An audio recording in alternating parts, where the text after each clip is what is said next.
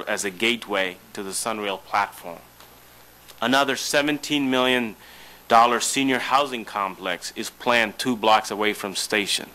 To reinforce the commitment of your commitment, the county commission commitment, and the need for future commissioners to be committed to see through these transit-oriented development that's critical for the success of SunRail if the governor does go forward with it.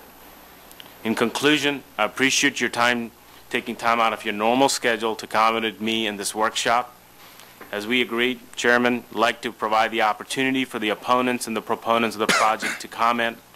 And with that, let's start the 15 minutes of public comments for the opponents, and followed by an equal time for the proponents of the project. And thank you, and looking forward to hearing all the comments. Thank you, Secretary. At this time, I only have 2 speaker forms for those who are opposed and a number for those in support. So again, I'm going to take them in the order that I received them, and we will, after we hear from those opposed, if there's no one else here who wants to speak on that, I'll go ahead and we'll give the additional time to those in support. The first one is John Henline. John Henline. Sir, if you would please come forward to the podium and state your name and address for the public record. Right here to the right, I guess, from down there of Secretary Downs. Call them actually been waiting for. Yeah.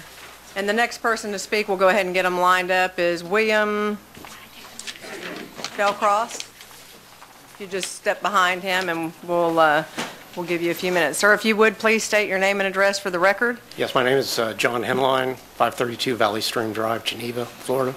Okay. Go ahead. You have 2 minutes. Yeah, I'm opposed to the light rail. I haven't seen anything that supports the ridership. It seems like it will be a fairly empty train most of the time. There's also some concerns with the congestion on the rail crossings. It seems that will increase congestion a lot. It just, at this time, with the budget crisis we're going through, just seems like a horrible waste of money. Okay. Thank you, sir. Mr. Shellcross, you have 2 minutes. If you'll give us your name and address for the record, please. William Shellcross, 1450 Bonnie Burns Circle, Winter Park, Florida. I'm here representing the disenfranchised voters of Central Florida. Quickly, by a show of hands, if everyone could show me who came by personal automobile today. Okay, so I guess that's good and bad news. The rest of you all came on mass transit, I assume. I have here, just hot off the press, for those of you who haven't had a chance to read the New York Times today, an expose on MICA and SunRail. Interesting reading. Speaking of MICA, I think we have this thing framed wrong. I grew up outside of Manhattan. I'm a huge proponent of mass transit, a mass transit rider, but SunRail just isn't it. We should be coming up with a much greener, more economical alternative to SunRail, which would be light rail, bus rapid transit, and a well-funded links system. Lastly, I've been wrong. I'm a real estate developer. I've been wrong twice before, and I don't think I'm going to be wrong this time. I thought that the 6-laning of I-4 from Tampa to Orlando would open up Lakeland. It did not.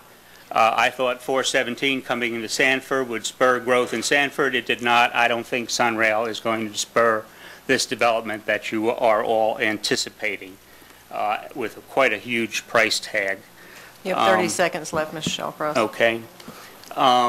And my mind has gone blank, so I will give my time to other opponents of SunRail. Thank you. All right. Thank you very much.